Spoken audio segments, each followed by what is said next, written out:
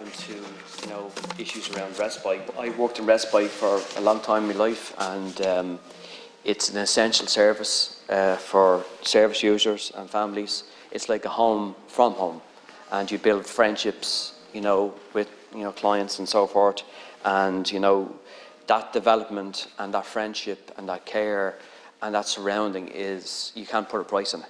You really can't. And it's a really essential service in relation to respite care. But at the moment, that is very arbitrary, to say the least. I think the majority of people that need respite care are not getting it. And that's a real shame, I have to say. That's a real shame, because when you put respite care in place, it can be hugely beneficial for everybody that needs it. And we've seen it even today from MS Ireland. I think the Minister was there in relation to their facility in Bushy Park. It's an amazing facility, but they can't open it all year round. Now, if they had a small amount of money, in the greater scheme of things, it's a small amount of money, €700,000, in relation to the health budget, small. If they could get that amount of money, they could open it all year round. And that would be amazing, because it's an amazing facility, and that could be hugely beneficial for those that were in MS. I understand, Minister, there is issues around retention and recruitment, and there's no getting away from that. I think that's across the board in relation to disability services. But we need to put everything in place to fix that,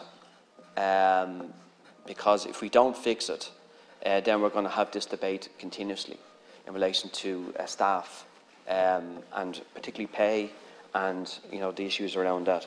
So again, it's a really shame that we're kind of talking about this, because you come to debates like this and they're worthy debates, but we shouldn't be talking about this kind of stuff, because this stuff should be in action. This stuff should be in place, because if it was in place, we wouldn't be talking about it, and these services would be given to families that really need it, because, as I said, my experience in relation to respite care has been kind of, it's an integral part of somebody's development, and that relationship between the person, the family, and the caregivers. It's just an essential part of care.